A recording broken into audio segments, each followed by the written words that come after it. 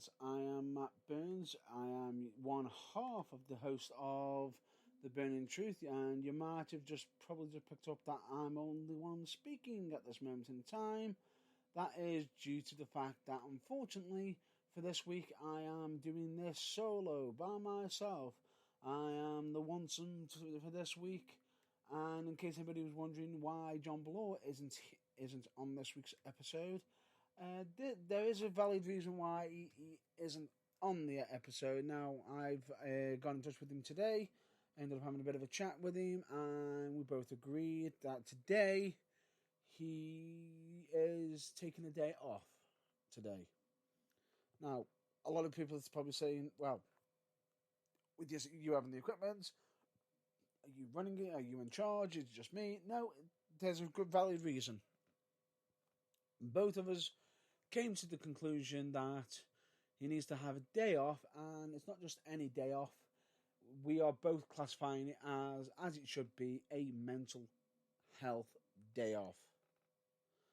Now, at this moment in time, John Bloor has stated to me that, unfortunately for today, his mental health hasn't been in the correct frame of mind, and I even double checked with him if he wanted me to state this on the episode, and he's given full permission to state it, to basically get the message out there that it is okay to be not okay, and that it is if you're not okay, then don't it's not it's not all bad as such. It is okay to be not okay, and that to also push the fact that mental health should be a topic that we do discuss. And with that being said, that is the reason why John Bloor isn't on this week's episode. He is effectively having a mental health day off, and hopefully he should be back on next week's episode. So, if anybody wants to send any messages in for John Bloor, we would massively, the Burning Truth would massively appreciate that, and I'm sure John Bloor would be very grateful if you were to do that. But for this week, the show must go on. I'm here to basically discuss do some of the wrestling talks, and also discuss some interesting topics for this week. And I've got quite a bit of a challenge on my own. But anyway, before I get on to that, I'm just going to state the following broadcast. It needs to, I've got to go through the audio disclaimer, which is basically to state the following. Some of the topics that we do discuss may be unsuitable for younger listeners and anybody who may find the subjects offensive, or as such may find certain language inappropriate. Just in case if there is any swearing, there may be some certain language that may be unsuitable for young audience, listeners, and anybody who finds such language untasteful. Please be understand that if it does slip up, there will be the occasional one, and some of the topics that may be discussed you may not be to your fancy, or maybe you may think is unsuitable. But with that being said, and I'll even throw in the extra disclaimer that John Bloor normally does, his one per week, is that the following program may contain strobe lighting effects, even though we are a broadcast. I thought I'd fit that in.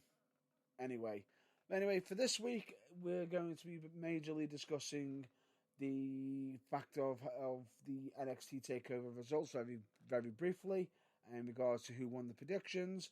We're going to be discussing the greatest wrestling match ever, Backlash predictions, even though it should just be called WWE Backlash.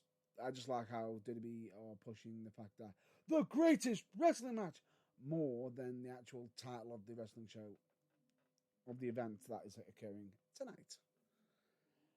And then after that will be probably where we're discussing our, possibly next week's episode subject. But we'll get to that. But before we get on to that, I just thought I would just address one of our regular discussions that we're going to probably be mentioning almost at this moment in time, which is still a very, very valid case that we need to be bringing up, and that is in the case of Black Lives Matter.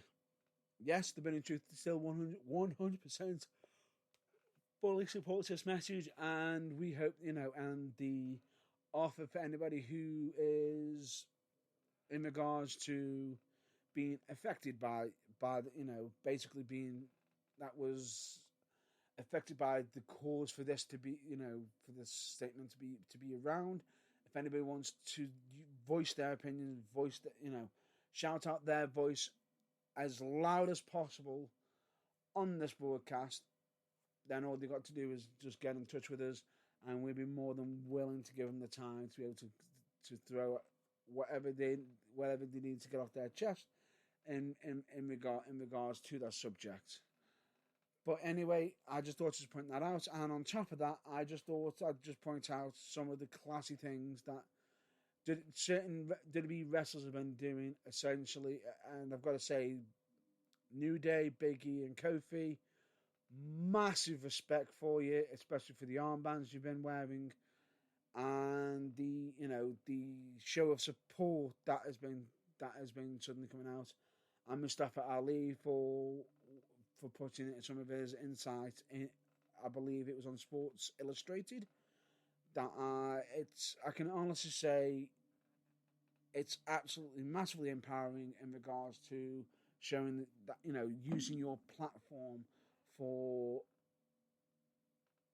to basically help elevate, basically stating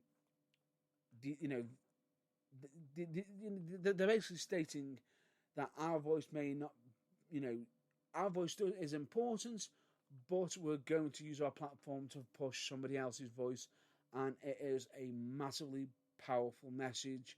So 100% respect in regards to that, and that is where I'm going to leave it at this moment in time.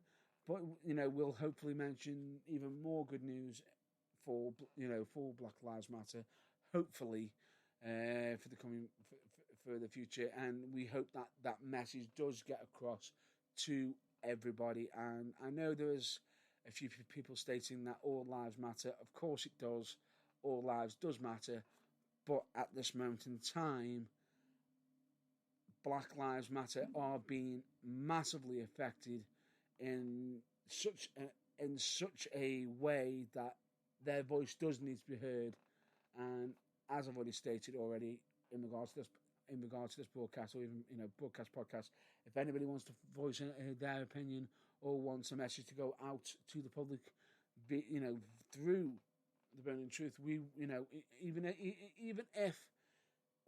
if they didn't want to even put it on an episode, they want to just be able to just get it out on the air, just for everybody to listen, just so they can voice their opinion, let us know, and we will aim to do our very, very, very best to get this arranged. Right, moving on to NXT TakeOver in Your House results. Now, I can honestly say I was watching this event and was quite interested. I found some of the matches very massively interested. In case if anybody didn't know the results, I'm just going to go through them very quickly now, which is the following matches are, there are 6 matches in total, which was, which we had Mia Yim, Shotzi Blackheart and Tegan Nox defeating Candice LeRae, Dakota Kai and Raquel Gonzalez in a six women tag team match, which I will state was amazing match, and great opening match, one that I would have, definitely an amazing match.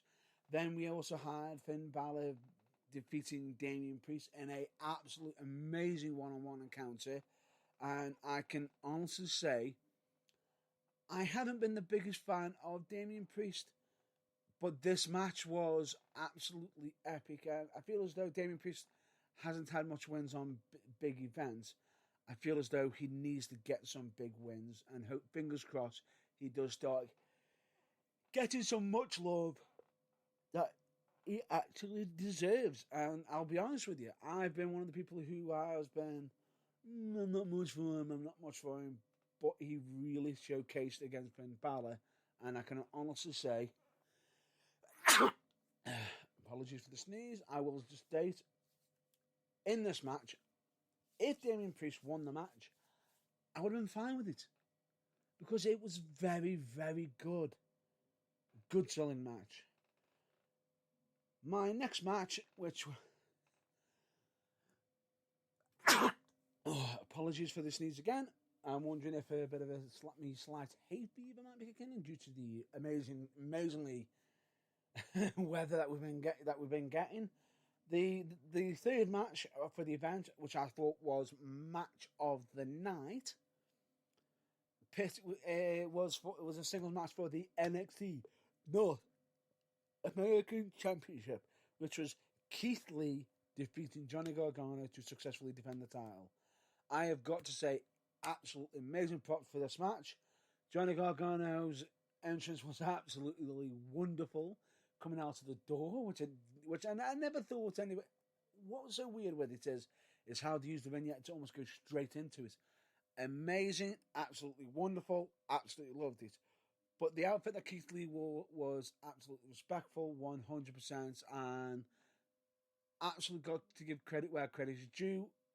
Honestly, I can say, amazing match. One that I would highly recommend everyone to watch, as this was, I believe, match of the night, and some of the stuff that they were doing in this match was absolutely amazing. And good Lord, why, Keith Lee, he somehow makes a moment just from the pounce. Whenever he pounces somebody, moment, instant, moment maker, as he would say. And at the moment in time, I am basking in the glory of Keith Lee with the matches he's been pulling from out of nowhere. Now, the next match, I will say, a great match. Ending was a bit unusual. And I'll be honest with you, I did not see this ending. Well, both myself and JB didn't see this ending coming.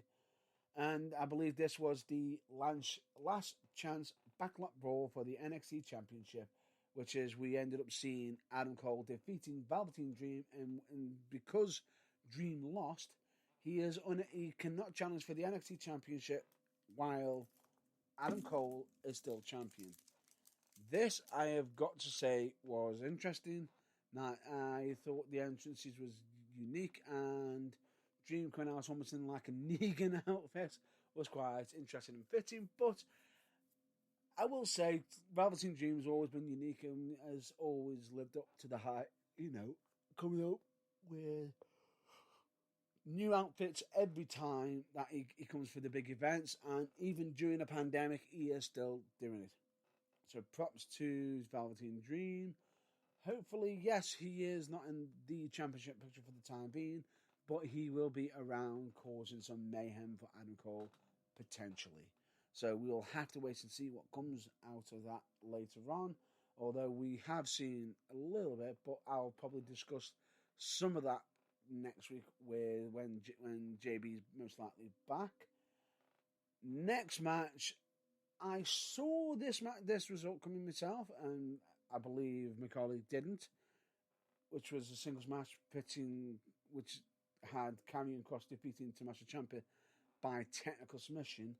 The thing that shocked me the most is supposedly this was originally supposed meant to be the main event.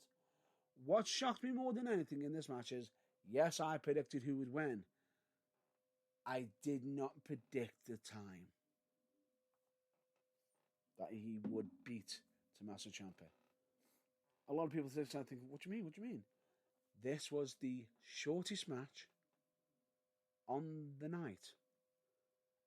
It didn't even reach 7 minutes. And it ended by a technical submission, as in, boom, lights out. This is an amazing way to put over Karrion Kross. This is saying, yes, Tommaso Ciampa is the Sicilian psychopath, and that he is the man and everything. But by having Karrion Kross coming in and decimating Tommaso Ciampa, basically just turns around and says, there's a new vicious top. I'm on top, and and I am here to stay. So, props to Karrion Kross with Scarlett defeating Tommaso Ciampa in this match. And another potential contender for a match of the night, which was the main event, which, triple threat for the NXT Women's Championship, where Io Shirai defeated Charlotte Flair and Rhea Ripley to become the new NXT Women's Champion. Right. The result, both me and JB did state when I had the discussion with him that we were both absolutely amazed that we were wrong. We were wrong, and we couldn't be happier. Genuinely happier. But what we don't like is how the fact that Charlotte Flair, in her infinite wisdom, didn't want to go down as taking the pinfall. Really?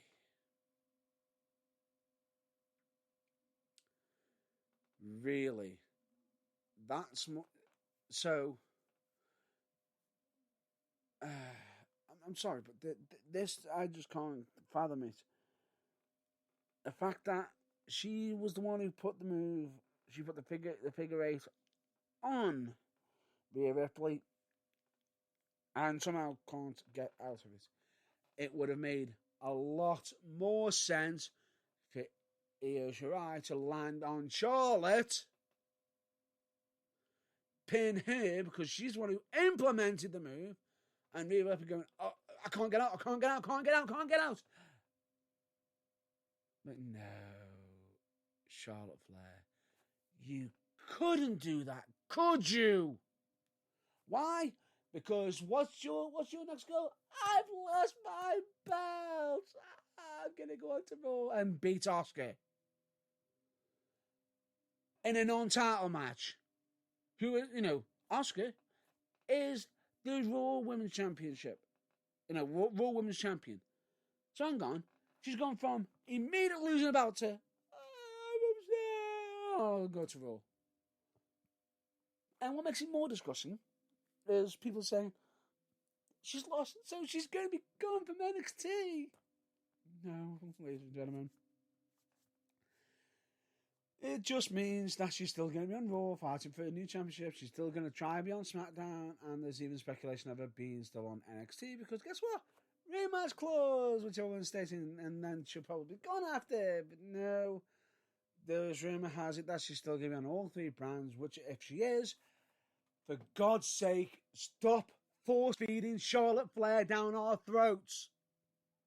We shouldn't be seeing her this much. I've heard of pushing someone over, but when you're meant to be having three brands, no one person should be above it all. Should not be. I wouldn't mind. Roman Reigns, right, was being heavily pushed, but at least he was pushed on one freaking brand, not all three. And it's just disappointing in the fact that it's just massively disappointing in the fact that she is having to take over all three brands, taking spotlight after spotlight after spotlight. What makes it worse is the fact that she is taking away from other workers who could be having that chance, who should be having that match. You should be sticking to your own brand. And it's just frustrating because, somehow she's meant to be the hero. She's meant to be the... It's just stupid. She shouldn't be getting pushed this much. And probably people are saying, but she isn't the hero, she's the villain, because, she's getting heat off it, she's getting hatred. But then, here's the problem. It's not actual heat in the sense of, oh, we hate you because you're a bad guy. It's more likely, we're hating you because we're seeing you all the fucking time. It's almost to the point where it's go away heat. Go away and come back. And you'll actually be hated in the right form, as in, we'll hate you because you're a villain. We'll hate you because of this. Not, She's going from, I've lost a championship, I'll jump to this brand and get that one. I lost that one, I'll jump to the other one. I lost that one, I'll jump to another one. I know to be you wanting supposedly to have Charlotte Flair aiming to beat her father's record. But the way you are doing this is absolutely disgusting because you are basically saying, you are going to accept Charlotte Flair whether you like it or not. Really, if this is Vince's idea of saying, yes, I like Charlotte Flair, you are going to like Charlotte Flair, I am telling you to like Charlotte Flair. That is not how it fucking works with wrestling. It shouldn't be one person just pleasing himself. You should be entertaining the audiences. And here's a clue, Vince, for you. Do you know why you're dropping ratings? Because you're doing what suits you. If that's the case. Now, if you were aiming for the demographic as in actually the crowd, you may actually get more fans if you were probably saying, push Charlotte down the card a little bit, have her doing other stuff, have her possibly going for the, I'll tell you this now.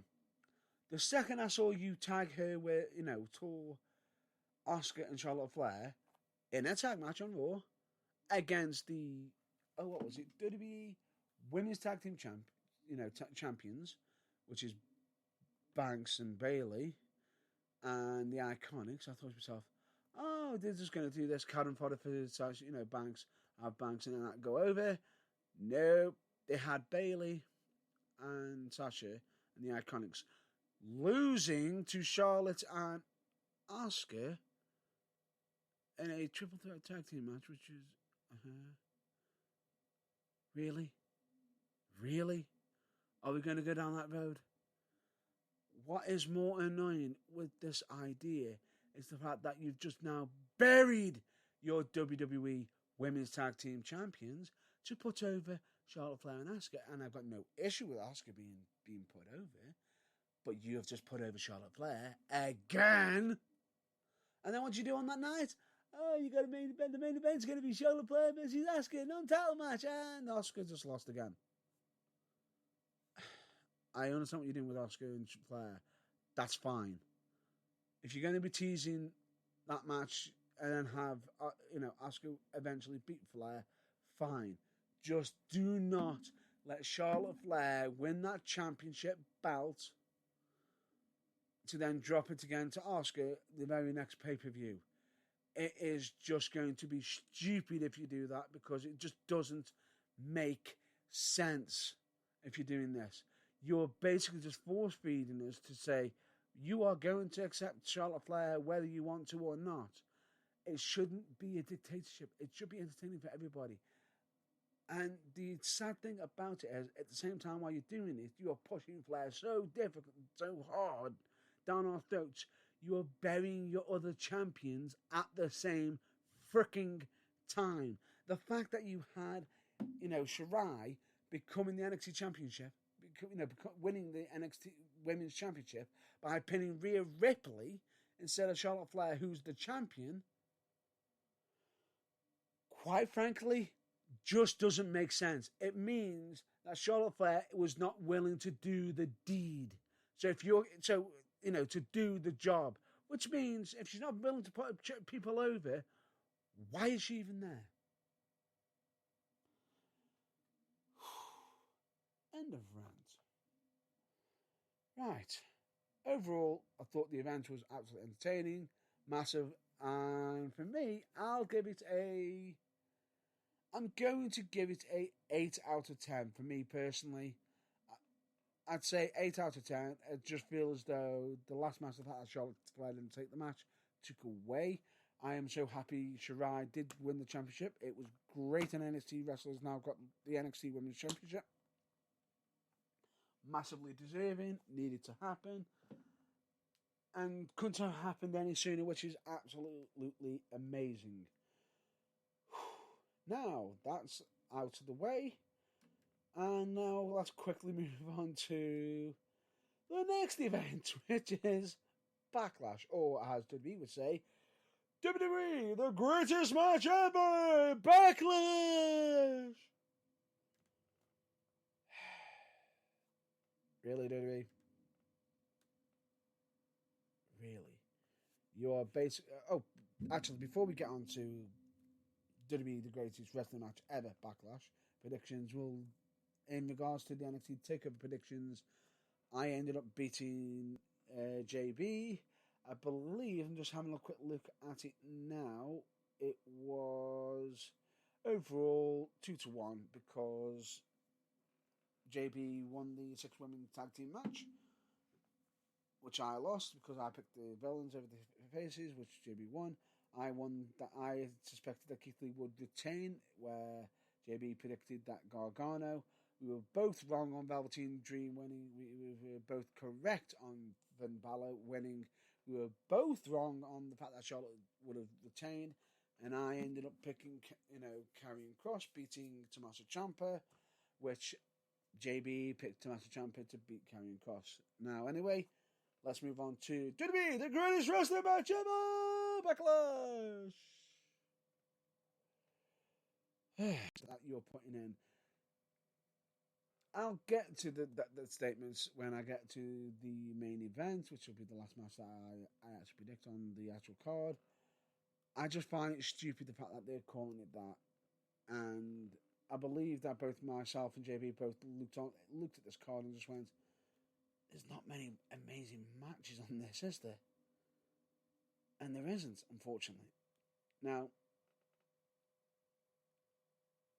it's just has me wondering. Now, unfortunately, I'm just having a quick look at this, and from the looks of it, it appears that my colleague JB has missed the match off. I am going to throw in my prediction for an extra match potentially, but it will not add to the results in regards, so it's only going to be out of the 7 matches that we are predicting, for JB, because he has not been able to throw out a prediction for this match, which is I'll just state it now. The match that the JB hasn't been able to predict is the tag team match for the WWE Raw Tag Team Championship, which is pitting the Street Profits, Angelo Dawkins and Montel Ford, the champs, versus the Viking Raiders, Ivar and Eric. Now, unfortunately, at the time when Law sent me the predictions over, that match might not have been officially on his list. So, my prediction for this match is Street Profits to retain and keep the championship. And at the same time, I believe the feud that the back and forth that they've been doing recently, which is where they've been doing, I'm better at this, I'm better at that, in non-wrestling matches. Unique way of getting over because of the current events.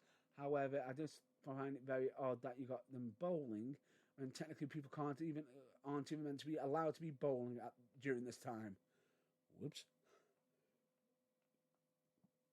Unless you've got a personal private bowling alley. But anyway, that aside, I'm going to predict Street Profits to be successful. Apologies for the cough. I'm going to predict that Street Profits are going to be successful in retaining the WWE Raw Tag Team Championships because they are massively over. It will be very threatening, but we'll have to wait and see what goes forward. Now, next match on the prediction list, which is a singles match for the WWE United States Championship, which is pitting the champion Apollo Crews versus Andrade with Selena Vega.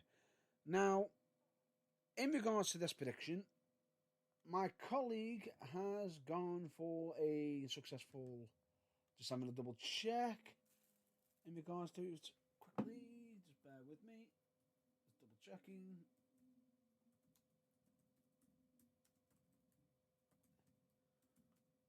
Just double checking. Right. Yep, my colleague has gone for Apollo Crews, where, to successfully defend. Where myself, I have actually gone for a brand new champion again in Andrade. Now, a lot of people are saying, huh? But hasn't Apollo Crews just won the championship? I think they're going to make a lot of changes at this moment in time. And due to certain events that have just recently happened, which I was going to be discussing on today's episode, but felt as though it'd be very missed in regards to having JB's input. In regards to the fact that Paul Heyman has been released of being, sort of in charge of Raw, and that Bruce Pritchard is now running both Raw and SmackDown. I can't see where that's going to go wrong. But anyway, I think that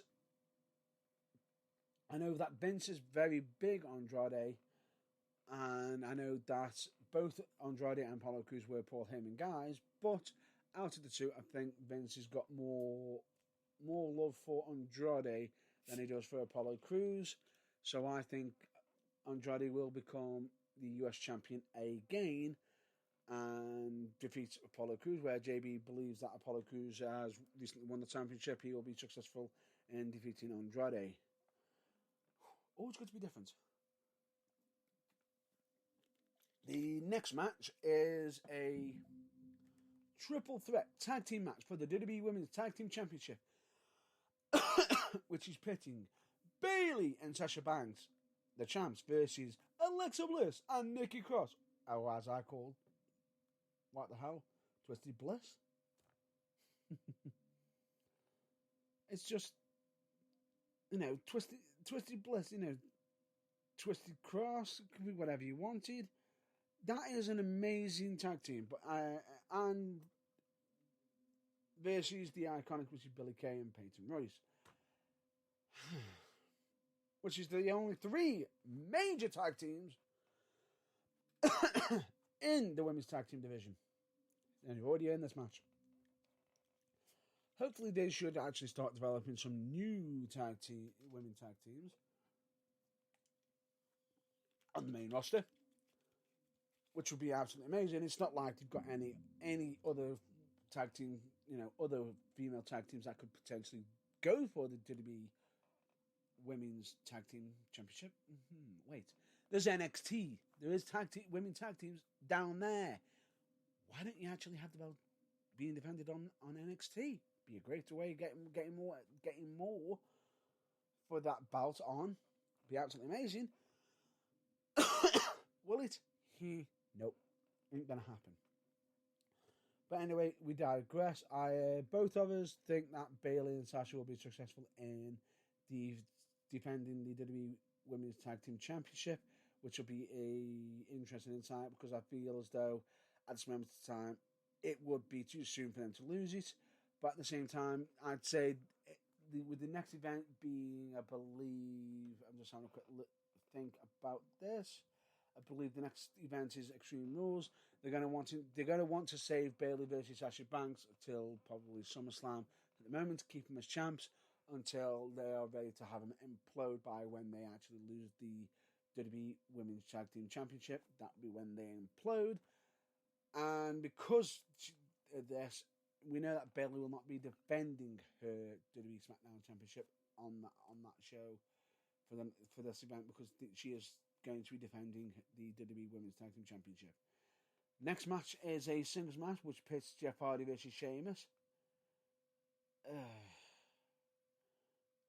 This feud has had me massively conflicted because I feel as though WWE have touched on to certain reality and realism a bit. They pushed the boundaries with Jeff Hardy on this. The fact that they brought some reality into it and some silliness as well. Especially with the fact of having Elias be taken out by accident by supposedly someone doing a hit and run, and how they've been doing the angle of, oh look, it's Jeff Hardy's rental car. He was drinking, supposedly, and that he had driven his car into Elias. Whoa! And then later on, having him basically say to him, "You are clear of all charges because you took our alcoholic test, breathalyzer test." Okay, he's successful past that, which means he was not driving under the influence, but the car rental is still in his name. He should still be a viable suspect to running the lights over. It's in his name. Really? Unless they actually try and say, oh, there's no prints of Jeff Hardy in the car, but it's in his name. Why would he? Not touching that one until possibly next week when it blows back and we can get both our input on that. And the whole angle on SmackDown this week with the urine test, which was just... Oh. It was just stupid because you got a doctor who is on Fiverr.com on the show going, yes, a test that should be taking 2 weeks. We've just done it within less than an hour. And we've used a sample that we've got... we've used a sample from Hardy that was actually thrown on Sheamus, somehow tested. What did they do? Get a swab on Sheamus and go, get it off, go get it off. Send it in for test.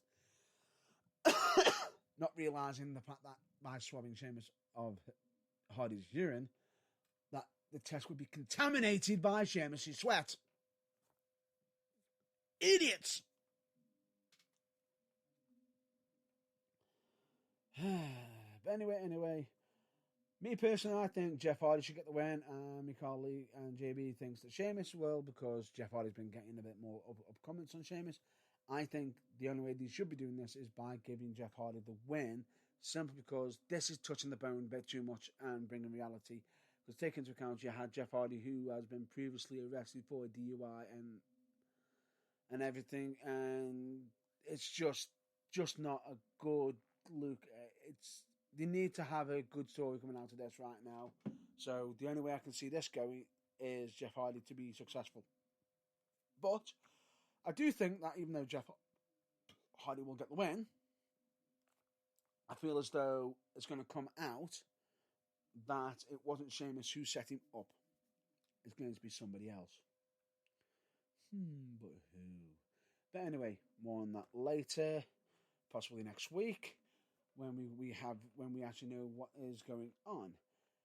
Next match is going to be a single match for the WWE Raw Women's Championship, which is putting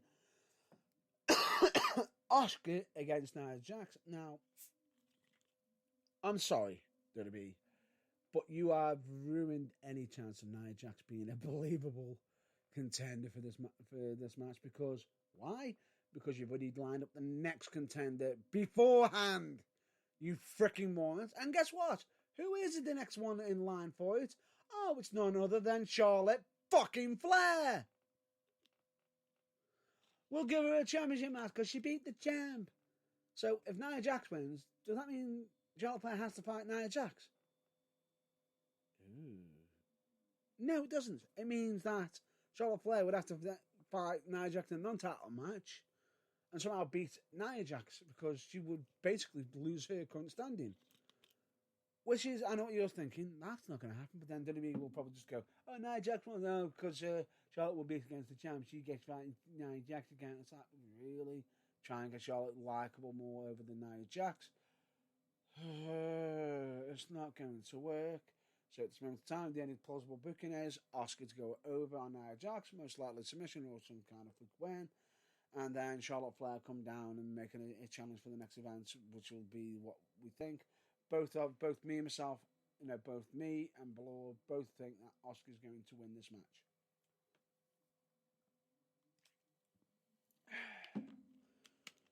Right. Next match. Why are we in next match, which is the 2-on-1 handicap match for the WWE Universal Championship. Does this sound familiar? Braun Strowman in a handicap match for his championship against more than one competitor. Where have we seen this before? Oh, that's right. Hi, Sammy. How's your Intercontinental? Oh, wait, I mean, the non-Intercontinental champion now, Sami Zayn, who ended up beating Strowman in a 3-on-1 handicap match for it. But then has now been stripped of it, and we now have a new champion, which is none other than AJ Styles beating Daniel Bryan on SmackDown, which was done clean. And yeah, you've got a newly minted Intercontinental Champion in AJ Styles. And where's his match? Not even on the card. Why? Because he became the champ on SmackDown. Why did they do it on SmackDown? No idea. Why didn't they wait for the pay-per-view? That could have been an interesting match. And yeah, what makes it even worse is the fact that that match that was on SmackDown wasn't even the main fucking event of SmackDown. It's just stupid. When you got AJ versus Daniel Bryan in a match that is a way to what a way to tell a story. If you're not going to make it a main event, put it on a pay-per-view. If you're going to put it on SmackDown, make it the main event. It's for a belt. It would have meant so much more.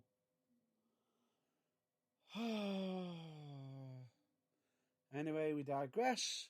Both, it's Braun Strowman versus The Miz and Morrison in a 2-on-1 handicap match.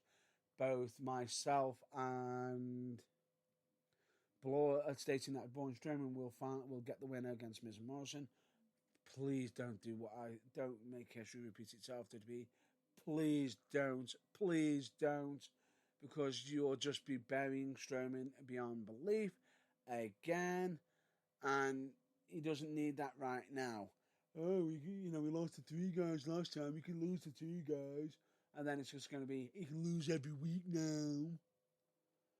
You're basically just not doing. It's not a good look having Braun Strowman keep being in handicap matches and making him lose in them. It's the only way you can make him lose the championship. So every time Strowman gets a bout, let's put him in handicaps. As soon as you do it, people are just going to go, "Oh, he's lost that now."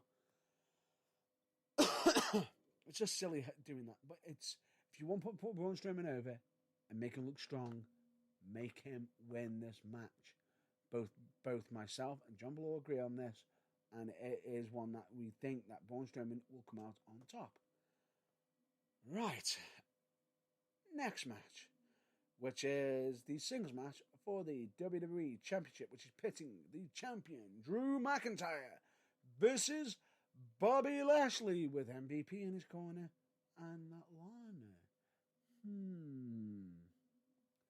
Is Lana soon to be let go by WWE? We'll have to wait and see. That could very well, or could it be that Lana ends up costing Bobby Lashley the match and being let go? Being let go. We wanted the buzz, blah blah blah. Turn Lana face, have a short-term feud against Bobby Lashley. Because, she made a cry, or just instantly just get rid of it and just sweep her under the rug. That could be most likely what they're going to do. Yeah. Anyway, ladies and gentlemen, both myself and Bloor believe that Drew McIntyre should be winning, and we've both gone for Drew McIntyre. He should be getting the win, even though there is speculation of Bobby Lashley winning. If they do that, you are burying Drew McIntyre and doing him a disservice, especially with the fact of he is getting over. He is massively popular. And the fact that he is entertaining as hell. And he looks like a champion. He moves like a champion. He looks like if he hits you with that Claymore, he is going to knock your head clean off. But we digress. We've both gone for a successful defense for the WWE champion, Drew McIntyre. Main event time. Well, what we think will be the main event, seeing as people have been, hailing it as the greatest match, the greatest wrestling match ever. Edge versus Randy Orton in a straight up match. Edge has been kicking off on social media stating, by dubbing it as the greatest wrestling match ever, you are basically setting up the hype way too high, and anything that they do produce is going to fall below that line, unfortunately.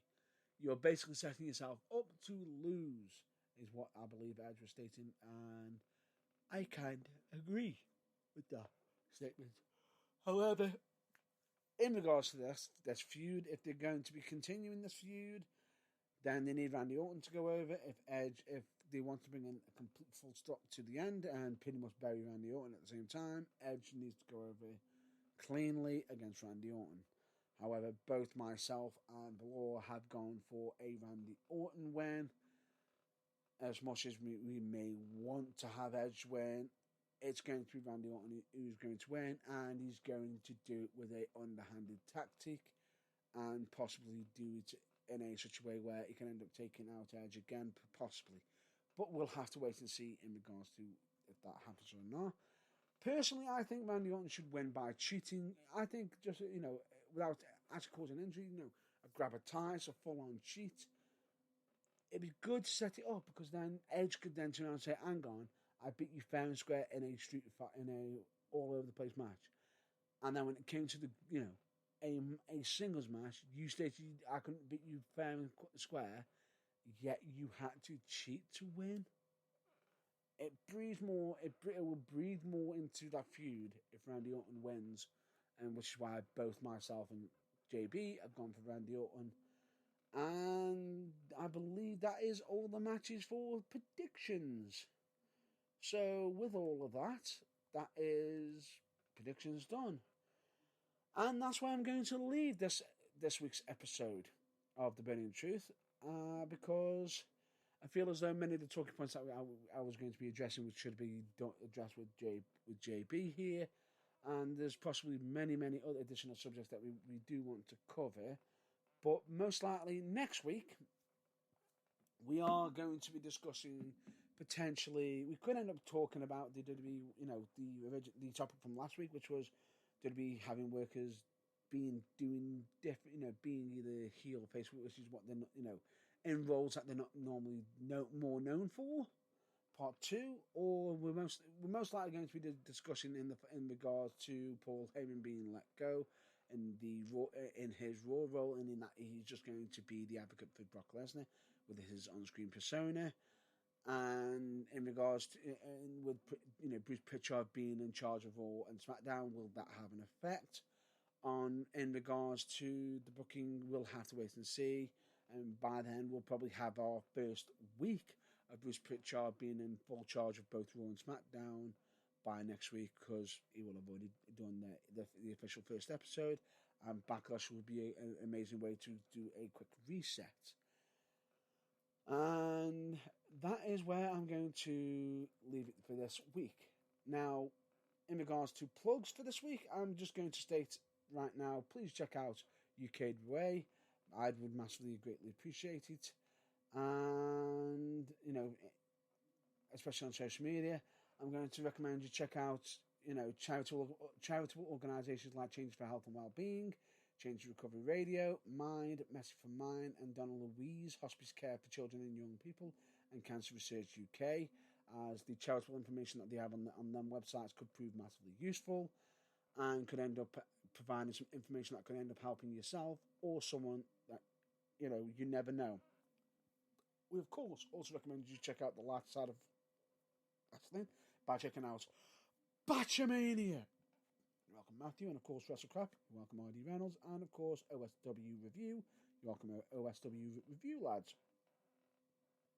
We, of course, also recommend you to check out, fellow podcasters, broadcasters, and all round amazing people who we know by checking out Paul Pat's radio show, hosted by none other than Magic Mark Adams, and also his other show during the ongoing pandemic, which is Don't Say the C Word. In case if anyone wants to know what the C word, it is not what you think it is. I believe it would be COVID-19 or coronavirus. And he has some interesting topics on there. I also recommend you check out We the Independent, which is with an IE, not a Y, which is hosted by Daily Star and Pineapple Pete, also known as Sugar Dunkerton. And of course, we also recommend you check out Think Wrestling, especially the Talking Wrestling interviews and etc., which is hosted by none other than Tom Baker. And we're not on about the Doctor Who actor. Tom Baker is one of the commentators for the UKWA, and an amazing all-round general nice guy. Of course, we also recommend you check out Hatred Theory if you need to get some things off your chest. If you've got some hate you want to get off, check out them, because they are absolutely great ventilation and do actually bring some entertaining subjects and know how to provide a good laugh. We, of course, also recommend you check out Kayfabe Music, as they do amazing music.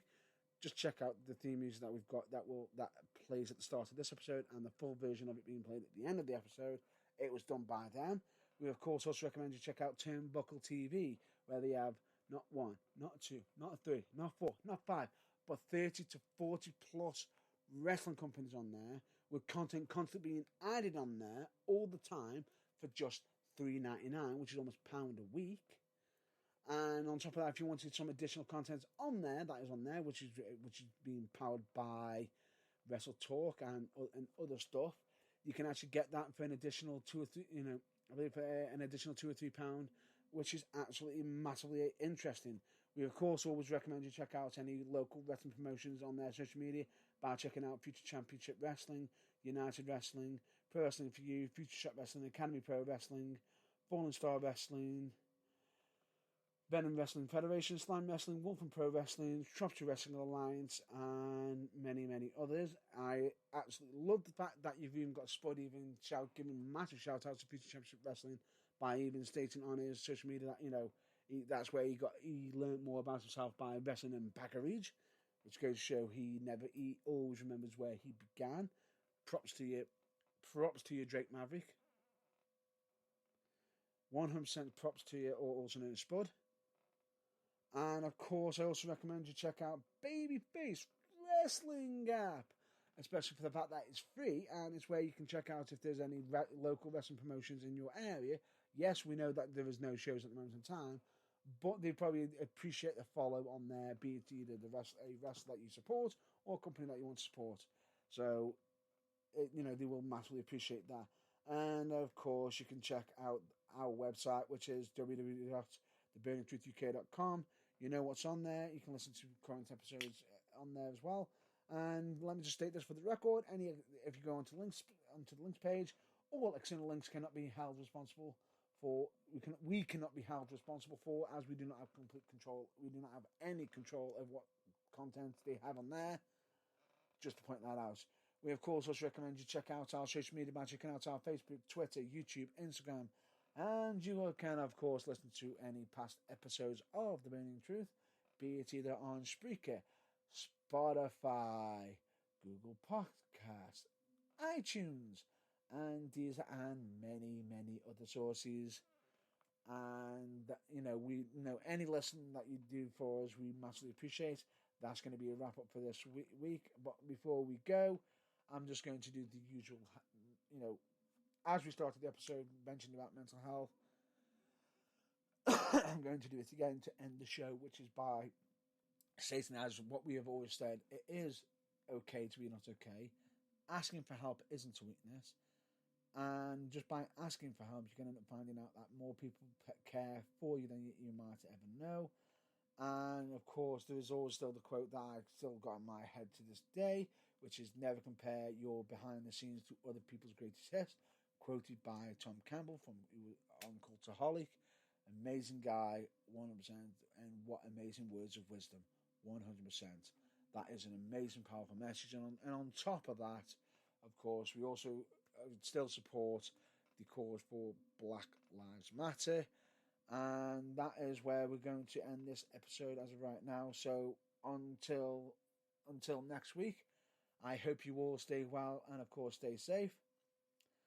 And please stay safe until the next episode. But, of course, please as we always say, check out your local wrestling promotions, check out their social media.